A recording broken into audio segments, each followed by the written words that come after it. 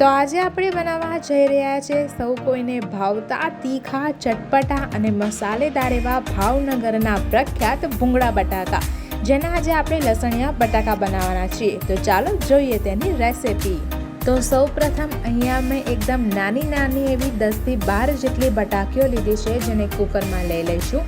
તેની અંદર જરૂર મુજબ પાણી એડ કરીશું અને 1 ચમચી જેટલું મીઠું નાખી કુકરને બંધ કરી ગેસ પર ચડાવી દઈશું।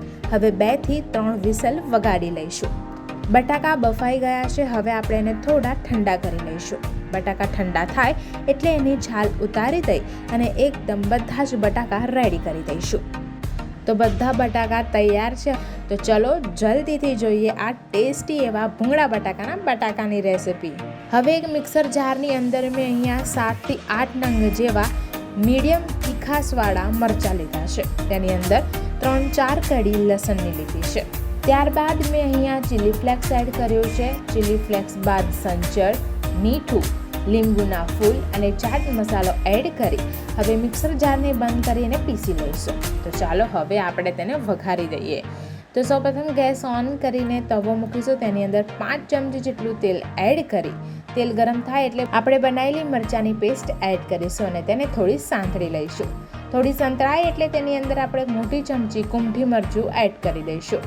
હવે એને પણ બરાબર રીતે મિક્સ કરી લઈશું અને તેની અંદર બાફેલા અને છોલેલા ઝીણા બટાકા એડ કરી દઈશું। બટાકા એડ કર્યા બાદ તેને બરાબર રીતે તેને સોતે કરી લઈશું।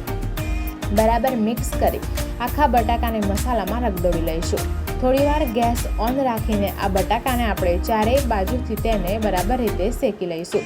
જ્યાં સુધી બધો મસાલો બટાકા પર ચોંટી ન જાય ત્યાં સુધી તેને વ્યવસ્થિત રીતે મિક્સ કરી લઈશું।